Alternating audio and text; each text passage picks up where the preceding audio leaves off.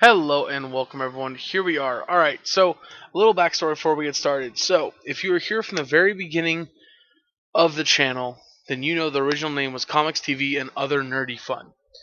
Now that was the first title I had because when I originally started this channel and started making magic content, my intentions were to not just make magic content. My intentions were to make all different types of content, talking about comic books, talking about TV shows, video games, doing all this different content, stuff that I really enjoyed and just am all around passionate about. I love comics, I love superhero TV shows, I love Criminal Minds, Law and Order, all those different TV shows. That's all stuff I love and I really wanted to talk about. So I decided originally I was going to start the YouTube for that. Well, I never really got a chance to get started because I didn't really know how to. So eventually I got started just making magic content because that was something I learned how to do and was really wanting to do, and that was kind of my way of keeping myself interested in magic. Um, Now, not too long ago, about a year ago, I think, probably now actually, so a while ago, someone it convinced me to change the name from Comics TV and Other Nerdy Fun, since I was only doing magic content at the time, to Eternal Tech, which is not explicitly a magic name, but it has magic implications. We got the name because of playing Eternal formats, and tech being kind of, you know, cool tech in your deck, stuff like that. Silly name, but my best friend Isaiah came up with a name for it. So that's where I went from there. So that was what I decided I was going to do with the content. Um, but really, what I've always wanted to do is make other content alongside the magic. So the magic's not going to stop, and I won't ever make another video over a magic video if I have the ability to do so. Or if I have the time to make the magic video, I'll make that instead of whatever other video. We've already done a couple magic discussions, and I know they're not very popular. I don't expect them to be very popular. Um, and heck, honestly, if they were to get super popular, I'd start a different channel just for those discussions. But again, that's not the point. So I'm going to start this one off real simple. We're going to do a Avatar: The Last Airbender versus Legend of Korra discussion. It's going to be really pretty general. Kind of talking about both of the shows, considering as recently Netflix put Avatar: The Last Airbender on, or got Avatar: The Last Airbender to put it on their site. Um, it's kind of gotten popular again. Like if you have TikTok, it's everywhere. Um, so I figured it'd be fun to talk about and just get into a discussion. And that's a lot of people have this fighting back and forth whether or not Korra or um, The Last Airbender are better. So to start off, for me personally, I think Avatar: The Last Airbender is much better than Korra for a bunch of different reasons. But rather than just sit here and talk about why I think it's better, I'm going to look at them both comparatively and talk about different topics side by side, going along with those topics, with the goal of maybe even changing my own opinion a little bit. Because there's a lot of pros and cons for both, and just because I think Avatar: The Last Airbender is better, in no way do I think Legend of Korra is bad at all. I like them both. I just think one's better than the other. And admittedly, yes, there is a bit of nostalgia, but I've recently rewatched both series, and after rewatching them both again, I stand by what I say, or how I felt in the beginning. Now, once we get to the end of this video and I kind of broke things down more analytically and specifically, again, it's a general overview, so it's not going to be super in detailed. Plus, I don't want this video to be super long. With that being the case, again, it's not going to be super detailed and stuff, so I may not change my opinion, but who knows? I might actually have to breaking things down a little bit more for myself. So I want to start with just the basics, starting with Avatar: The Last Airbender. It was broken up into 3 books, 61 total episodes, starting with Book 1, Water, Book 2, Earth, Book 3, Fire. The 3 basic elements that Aang had to learn on his journey. Um, each book had the same overall plot, but individually had very different plots. Overall, each of the characters are very different throughout the time span, and there's 61 total episodes, like I said, so it's a lot longer than Korra. Now, there are 4 main villains throughout the entire series, but they aren't all separated, broken up season to season. For example, Zuko is a problem for Team Avatar through all of season 1 and a little bit of season 2, but for the most part, after season 1, his stint as the main villain is pretty much over with. Admiral Zhao, his villainous time is at the end of book 1, really, when they're in the Northern Water Tribe. And then Azula is the villain for the group all through book 2, and then into book 3. And then Ozai, of course, is the overarching villain of the entire saga along with the rest of the Fire Nation, but he's only actually really the villain during the end of book 3. Now, Legend of Korra was written very differently. It's broken up into 4 different seasons, into 4 different books: Air, Spirit, Change, and Balance, and it's broken into 42 episode segments. Right? Sorry, 52.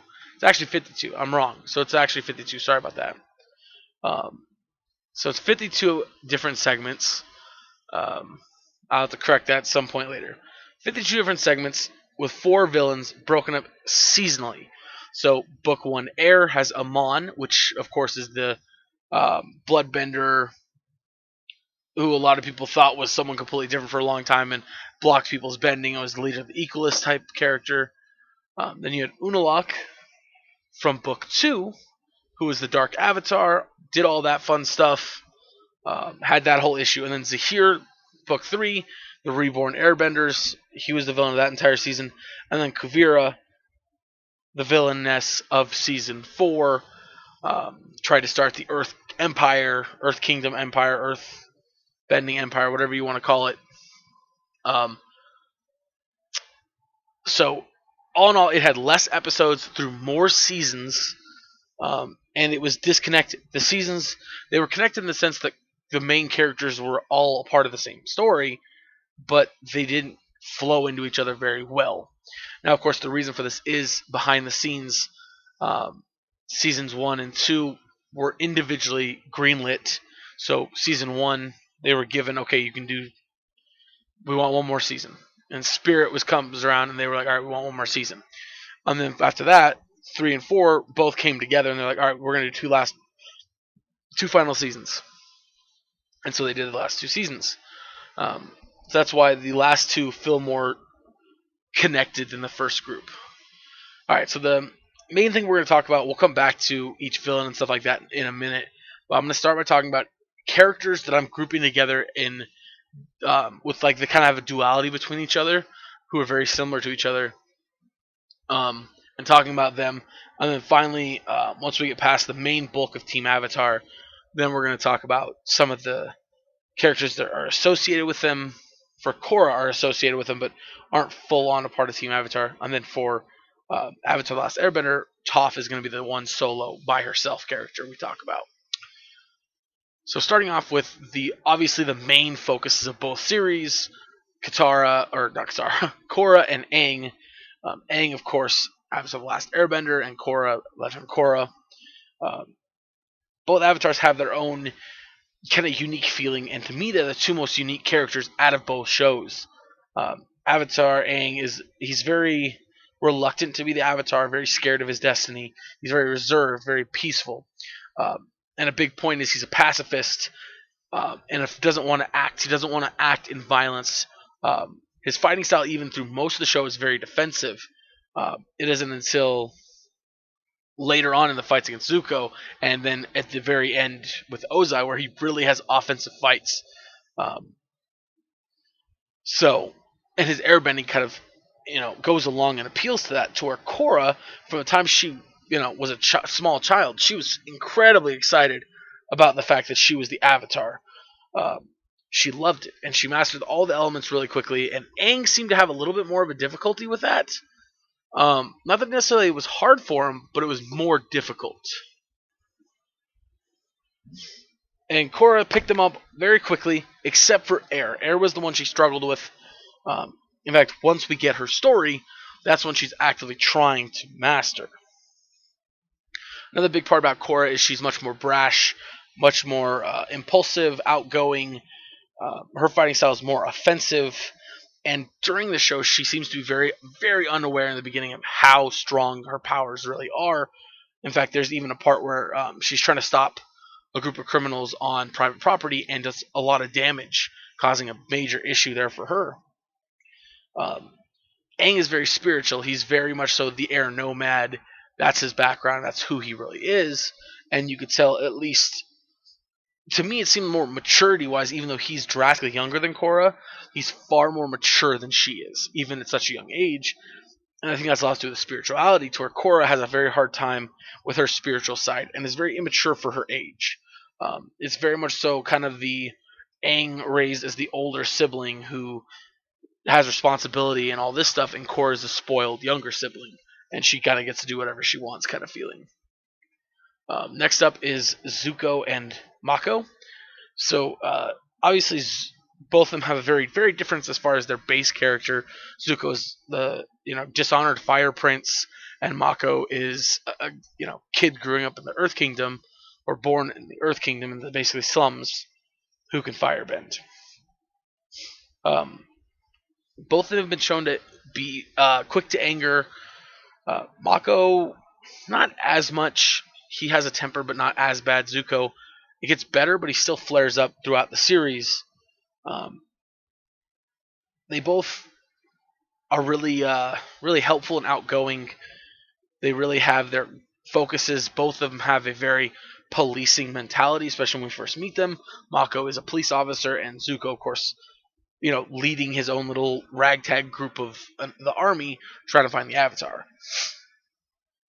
I like both characters a lot for their own reasons. Another thing I do like to point out, though, is the fact that a lot of what Mako does and has, it feels like they took Zuko but wanted to take him from what if Zuko had grown up without feeling dishonored and feeling worthless? What if he grew up he had his own struggles, but he didn't have all that extra pressure on him? Um, Now, throughout the show, obviously Zuko never gets to the point in the show where he lightning bends, and Iroh explains it as basically having to be in a state where you're kind of you're okay with yourself. You know what you're doing. You know you're focused. Um, and that's kind of his whole story throughout all of book 3 anyway, is he's unfocused. At first he had his goals. He knew he was supposed to hunt the Avatar, or felt like he was, but then he joined the Avatar. And that was the whole thing with learning from the dragons for him. And Aang was refocusing his destiny, learning a new source of his firebending. So while in the show he never fire or lightning bends, which is the advanced form of firebending, I think he's significantly the stronger of the two, um, just because he learns to use his firebending in a way that is more comparable and more uh, advantageous against his enemies, which are Azula and the other Fire Nation members. To where Mako, he's strong and he can bend lightning really well. In fact, that's a big part of the final season, is how strong he is with his lightning bending, able to basically what he thought was make a sacrifice play to stop part of Kuvira's plan. Um, that being said, of course, again, I like both characters. I like Mako, but he to me feels like they just try to recapture what Zuko was to the show. And well, yeah, I like the aspects of him and Korra, their relationship as opposed to Aang and Zuko's. While it's very different because one's romantic and one isn't, they have very strong dualities as well, because they have a really good friendship later on in the show. After all the Asami, Korra, and Mako, you know, little love triangles kind of pushed to the side, they have a really good friendship that's really good to see, and that's a lot like Zuko and Aang at the end. Um, Next, we're going to talk about Sokka and Bolin, the younger siblings, but of course Sokka, um, they're both the comic relief. They're both the funny guy, the fun-loving guy, the guy that you don't expect to be serious the entire time. Not like you know Mako's very much so serious. He's very serious a lot of times, very stern, very it's this is how it's got to be. And he laughs and has fun. But in Sokka compared to Katara tends to be more serious at certain times. But most of the parallel works really well with him and Zuko as well, even though they're not siblings. Um, but they're definitely these two are the comedians of the group. Obviously, they both have an issue with self doubt, which we don't really see. Bolin masks it with comedy a lot of time, and Sokka masks it with his kind of pride and confidence. Um, but really, we know that they're both trying to mask their pain and their fear of not being good enough. Sokka, of course, his self doubt comes from an area of not having bending skills. He's got to compete with Katara, Aang, and Toph later on, and Zuko later on, who all of which are powerful benders, and he's not. He's got a sword and a boomerang. And I'm wrong. Sokka's a badass and pulls off a lot of stuff. And if it wasn't for Sokka, they would have definitely been done for a long, long time ago. But his self consciousness comes from that. To where Bolin doesn't feel like he's as strong or as skilled as his brother. And that's where a lot of that comes from. Um, of course, I'd argue that they're equal, if not maybe we have to get down to a much more in-depth breakdown of their abilities.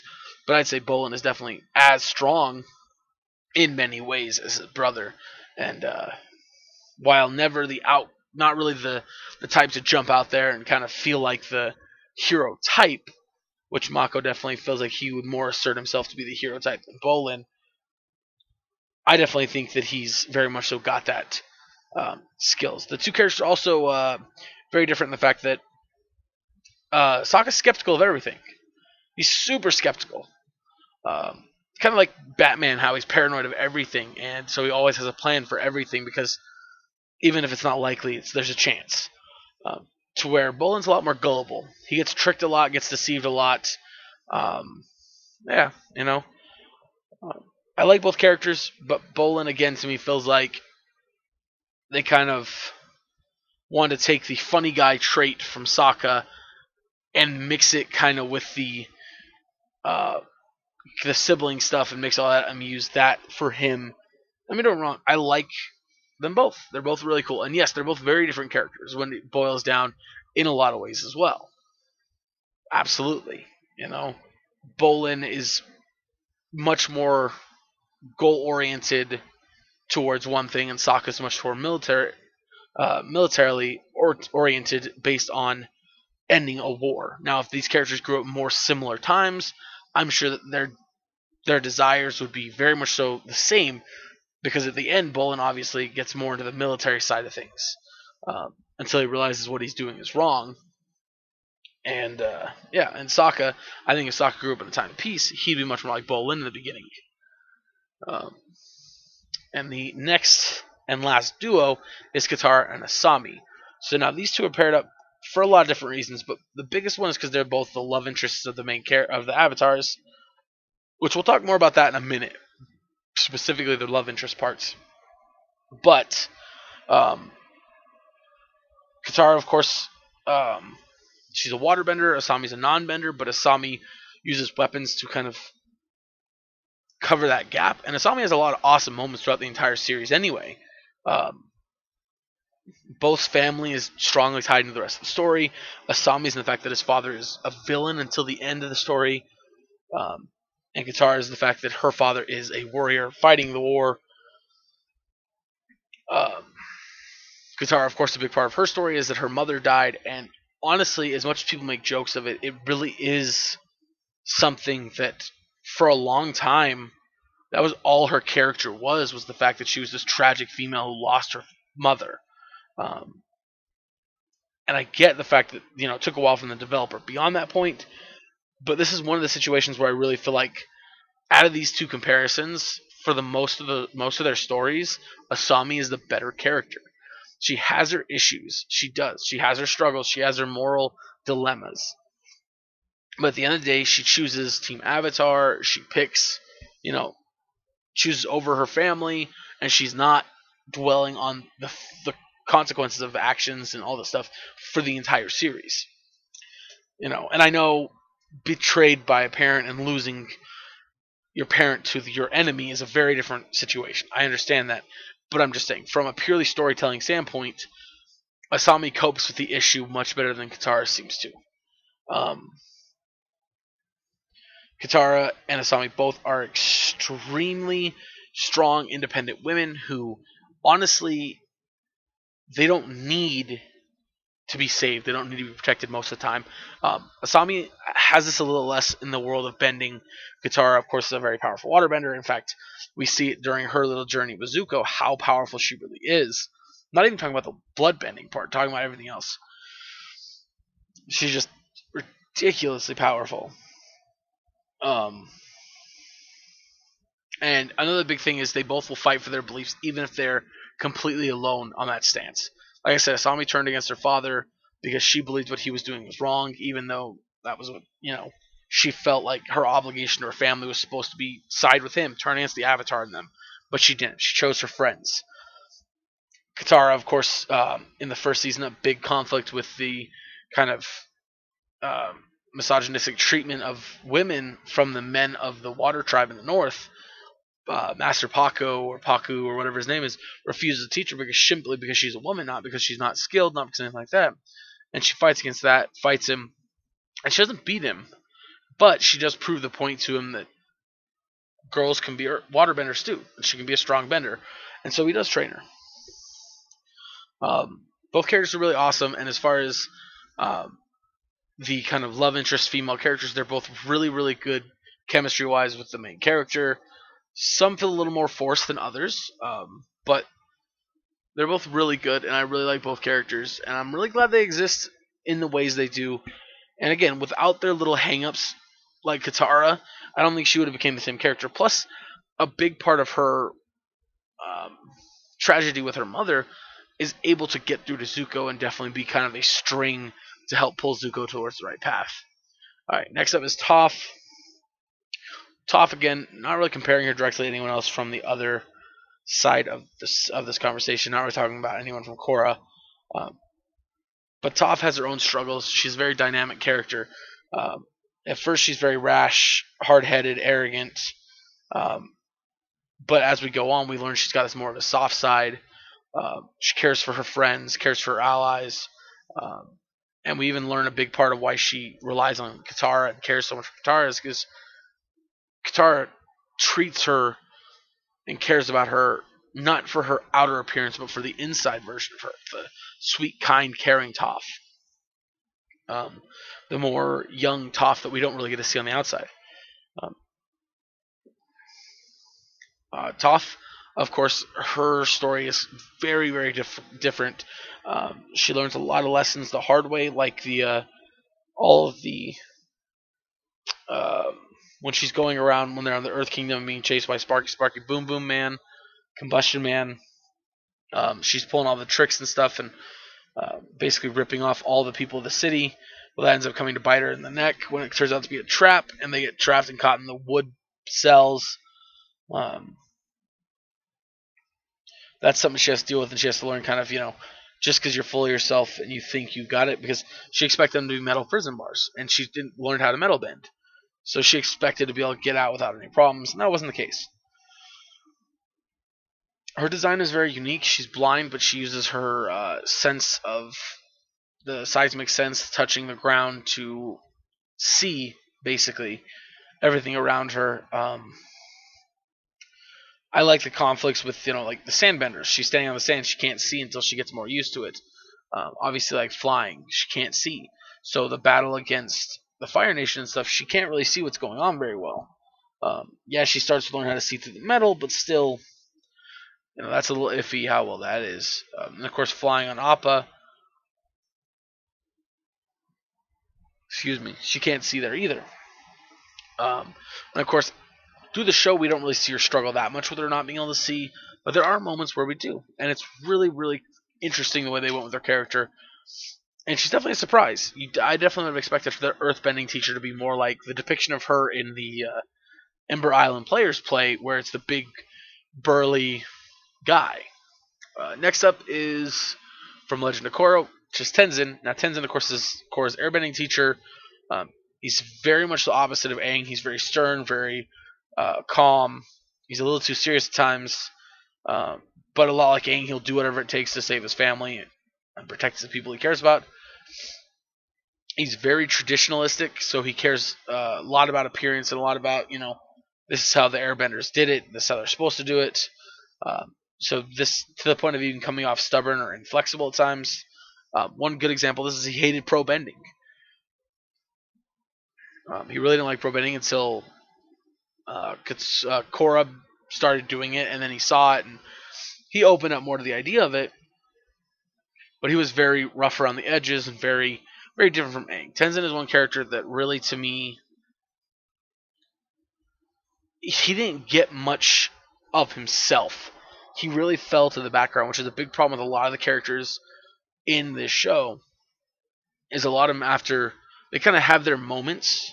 Like Tenzin kind of has his "you are the character in season one that really matters" for airbending teaching and stuff like that. And then again, you have your moment in season three. But beyond existing and being Aang's kid and having a family, your character doesn't matter. And I know that's a lot of stuff, but through the span of the show, that's not that much of a big topics to come across. So to me, I feel like he loses a lot of momentum in his character simply because he's just he has one thing he is, and that's all we talk about. The last character we're going to talk about individually is Lin Beifen, of course, one of Toph's daughters. Uh, Now she's super awesome and she's super badass, and really to me she just feels like what I would expect an adult Toph to be.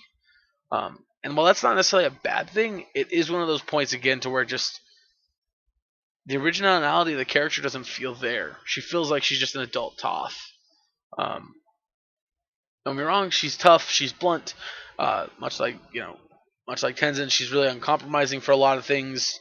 Uh, One thing I do like about her is she's super strict in the law, uh, and she even it's so much to the point that it does come in conflict with Korra because Korra's going around acting like she's the Avatar, she can do whatever she wants, and Lin doesn't like that, and that's something that's a cool conflict that happens at the beginning of the show, and I'm glad it doesn't stick around the whole time, but it's a cool different conflict that Korra has to work through and earn her respect.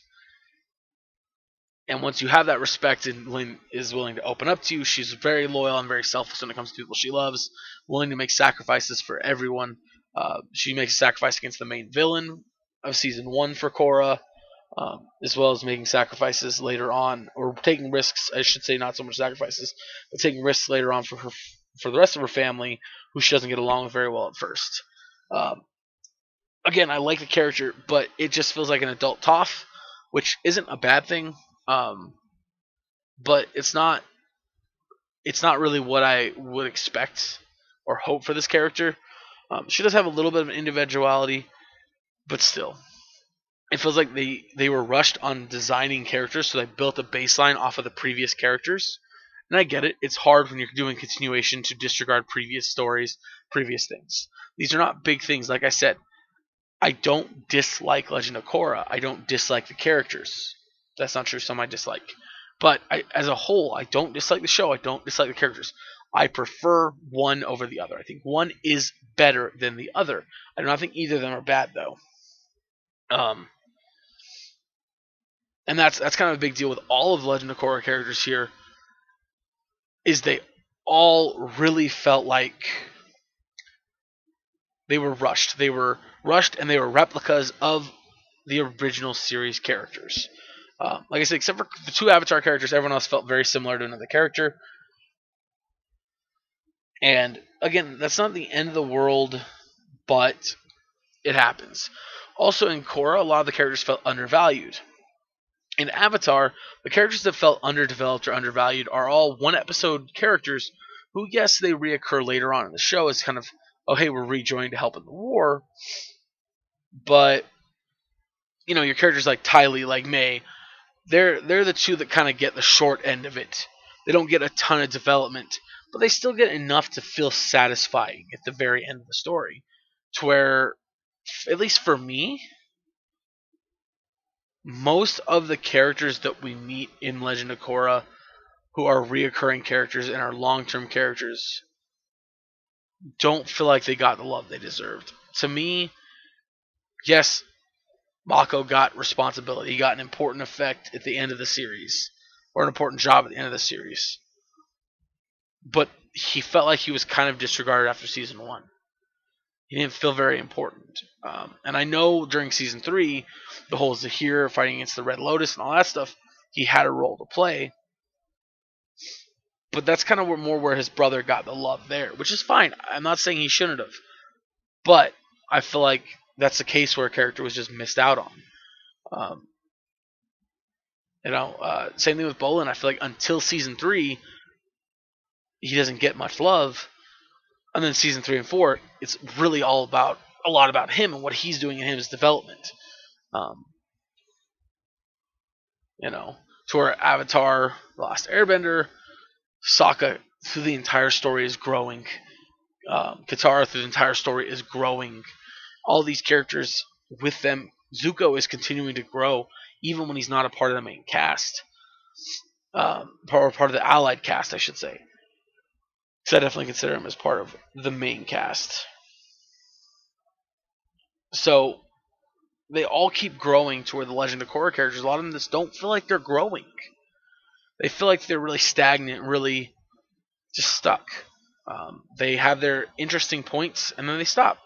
Lin, she has a lot, but she's kind of one of the characters that gets the most love. Tenzin doesn't, to me, ever get a point where he really gets to be relevant, gets to grow. Yeah, he's a part of the Airbender stuff. Yes, he's a part of the beginning, but a lot of his relegates to the fact that he's just the teacher to the Airbenders and the father of a group of new Airbenders. That really feels like that's all he gets. Lynn doesn't get a ton of love, in my opinion, until season 4, after we met her, the rest of her family, and then we get to see her have some more badass stuff. But as far as her development, it all really ends after 1, except for her family, which is fine because she did get a lot. She did get a lot, all things considered, compared to the rest of the characters. So, last thing I really want to talk about is the villains. Well, not last thing, but next to last thing I want to talk about is the villains. So during Avatar: The Last Airbender, like we said, there's one overarching villain, which is the entire Fire Nation. Zuko, of course, starts out as the main villain of season 1, trying to catch him, chase him down, and capture the Avatar. With Admiral Zhao being the final villain of the season. Zhao, of course, getting defeated and sent to the spirit world. Zuko, of course, eventually would work together with Azula, his sister, who's the villain of season 2, to quote unquote kill the Avatar. That fails, and then, of course, they are then stuck, or then Zuko eventually joins Team Avatar, and Azula goes through this big change of being this confident leader, slowly breaking down over time, and a really good example of being young, having so much talent, but having too much rested on her shoulders. She's kind of starting to lose it leading up until the end, but when her father is basically like, no, you got to stay home, you're going to be the next Fire Lord, that's really when all the pressure really seems to just connect, and the reality smashes down on her of how much she's responsible for and how much she has to do. And that's why at the very end, in my opinion, the whole situation of Zuko and Azula, that fight was very clearly one-sided in the beginning. It was not much of a fight for at all. Zuko would have won that had Katara not been there to be a target.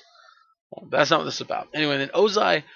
So Ozai to me is the second worst of these 4 because I didn't like Admiral Zhao, and I thought that he was kind of a wasted villain, but I got why he had to be season 1's villain. But Ozai, of course, he's not bad because he's, wasted or annoying or whatever. He's wasted because we didn't see him until season 2, and then we spent so much time just messing around with creating this persona of how powerful he is for him to get beaten in a very finale. Now, I'm not saying we needed a ton more from him, but the 2 times we really saw him fight, or quote unquote really saw him fight, we saw him active, was when him and Zuko met, and Zuko tells him he's leaving and joining the Avatar, and Zuko redirects his lightning and blasts him with it. And then when Aang and him fought. And of course, he's beating the hell out of Aang until Aang is really connected with the Avatar state. And what I imagine is Kyoshi took over his body and just beat the shit out of Ozai. Anyway, so like I said, to me, the best villains are Azula is by far the best. She's amazing, phenomenal, and her development over the show really shows that deterioration mentally, and I love it. It's great. They did a really good job, in my opinion, of writing her character. Zuko being next because his struggle as the villain to the ally of the heroes is really enjoyable, and it's really different from what we get from a lot of shows. Um, like I said, then Ozai's next.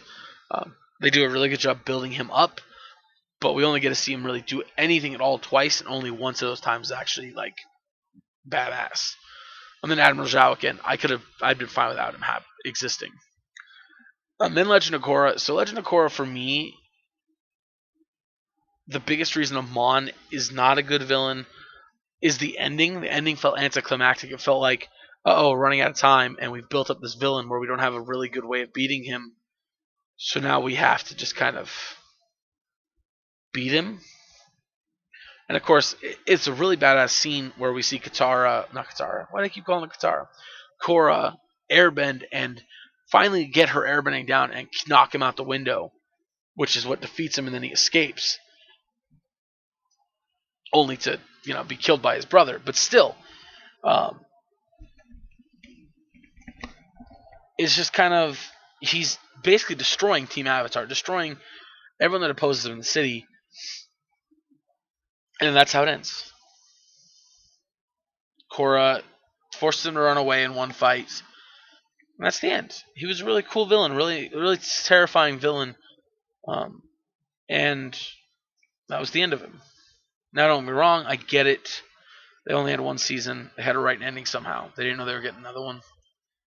But to me, it just falls short. This is how it feels to me. Second season was Unalaq, the Dark Avatar. I like the second season only because it was cool getting the origin of the Avatar.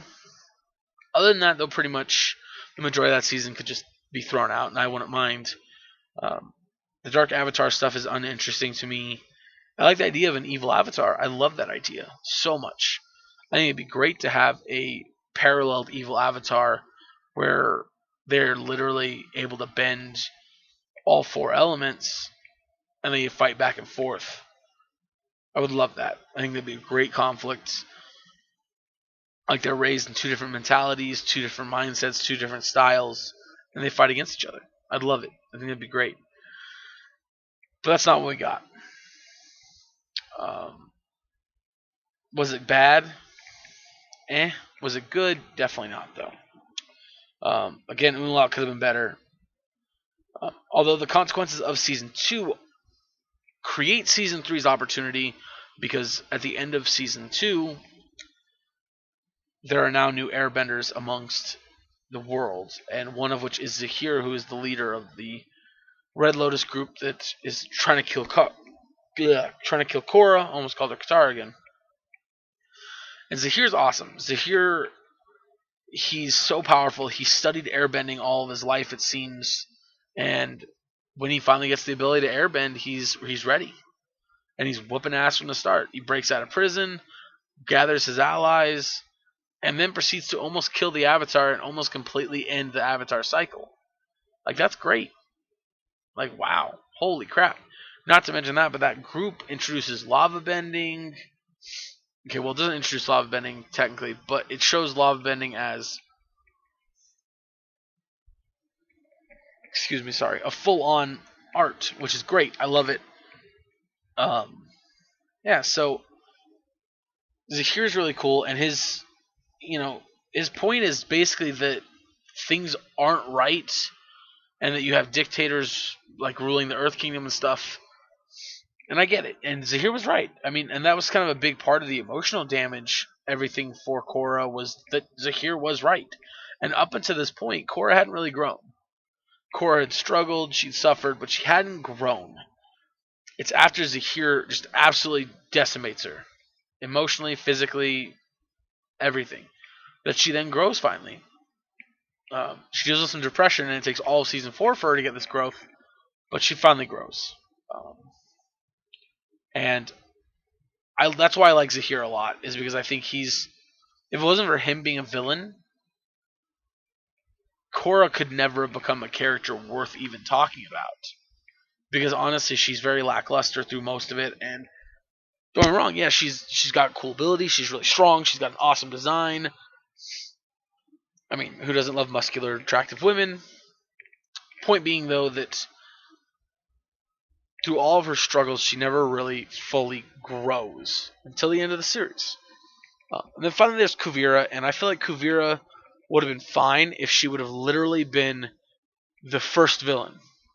I'm not saying her story specifically, I'm saying her abilities. The idea to me that she was such a powerful earthbender that she was basically able to run the gauntlet of the entire show bothers me. Not so much that because there is someone that could do that, but the fact that she doesn't really show that she's earned that. She just kind of is doing it. It doesn't feel like, all right, this makes sense. Like Zahir and them, Zahir was able to do something that only one other airbender had ever done, and that's fly. He had members of his team that were combustion benders and lava benders. Like, dang, man, come on. Like, look at his team. So, with that being the case, Kuvir just being an earthbender felt a little lackluster, and she didn't even show feats that were that unbelievable or that amazing. Technologically, her army was pretty advanced, and that was cool. But as far as her herself, she just kind of fell flat. Now, I'm not saying that I don't buy the fact that she would have given Korra mentally, in the state Korra was mentally. I'm not saying I don't buy that she wouldn't have given her that hard of a time. I'm just saying I think that there should have been other benders that would have taken her out. I think that the two daughters of Toph, Sue and Lin, should have been able to beat her. That's my main point. That's my biggest issue there. I don't think she should have won that the whole entire arc. So anyway, after talking about the villains, again, like I said, so honestly to me, only two of the Legend of Korra villains are even worth really talking about. Again, Kuvira has her moments, and Unalaq's a cool concept, I think done horribly. But compared to Avatar, even Ozai is a much better villain than anything we got out of most of the Legend of Korra villains. So the last big topic I want to talk about is the romance aspect of it. So with with Avatar: The Last Airbender, Katara obviously is the final girl for Aang, which is fine and dandy. My issue is they built so much better chemistry with other characters. Like Sokka and Suki, they felt like their chemistry was really good, but there's also chemistry between Sokka and Toph. Now, I'm not saying Toph would have been better. I'm saying Suki was better. But with Katara and Aang, Katara just didn't feel like that was the right choice. And then when Katara finally does choose him, it feels more like she chose him because she's supposed to than because she wanted to. And another kind of issue I have is with Zuko and May. I get why they have feelings for each other, and I kind of get why May does, but Zuko's feelings for May are just kind of bleh. And there's not much. They're kind of like her personality. To where he had much better chemistry with Katara, and I get it. Like, all right, they probably decided already a long time ago what the final pairings were going to be. I get that. I respect it. All I'm saying is Katara to me had better chemistry with Zuko. Fine. The Asami Korra relationship, on the other hand, is a whole other issue. Now, I want to start by saying this. I love the two of them together. I think they are a great couple, and I think they're adorable. And they're definitely my preferred couple after the fact of the couples that you could have gotten for Korra or Asami. But, and I'm completely willing to lay this on the table and admit I am not the best person to be making this decision or judgment based on my observations. I'm completely willing to admit that. But as someone who likes to write stories themselves and reads a lot of other stories, I feel like the writers did a terrible job of writing their story to be a romantic story. Now, admittedly, I haven't read the comics, and from what everyone's been telling me, the Korra comics make it a lot better, make it make a lot more sense. They give them moments that earn the relationship, and awesome. Someday I'll read them, someday I'll get there. But from the TV show, just from the cartoon, I don't feel like they ever put it that far or push it to that note. Now, I don't know what I would have wanted them to do, specifically. I don't have an example, but to me, it felt like they just kind of said that was what was happening, which is fine. It's their show, their writing. You can do that. But when you compare it to how much effort they put into the relationships in the first season, I really feel like that it just was well, fans aren't going to be happy if we don't give a final pairing to everybody, or at least to the main character. Okay, well, her and Asami are cute together. Let's put them together. Okay, cool. That's what it feels like to me. Like I said, maybe there are moments that if you read more in depth to them, maybe they're there. I completely can admit that. Um, but I don't feel that way. I feel like they made a choice and they felt like they had to make a connection at the end, and that's what they went with. Like I said, I love the couple. They're adorable together. I mean, anyone would be lucky to be with Asami to start with. I mean, come on. Um, but yeah, so, and I think honestly that romance is kind of more of a product of the overall problem with Legend of Korra as opposed to a problem with the relationship. And again, that problem with the overall story and everything is it's rushed. It's very rushed. They don't have as much time. They don't have as much choices. They don't have as many ability, or not as many. They don't have the time frame to do what they could have done with characters. I know it's only like 9 episodes or 10 episodes less, but the issue here is those 10 episodes less are not just a one chronological story intertwined amongst itself for 50 some odd episodes. It is 4 different stories written in basically 12 episode increments. And it suffers because of that. And I'm not blaming anyone. I get it. You have your deadline. You get to write what you get to write.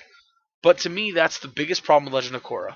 Is the writing feels obvious that there was a lot of time constraints, a lot of not free choice, and very much so just we got deadlines.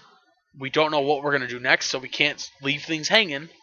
Because that's another thing. Like when you're doing in a situation like that, like, you can't leave stories hanging. Fans do not like it.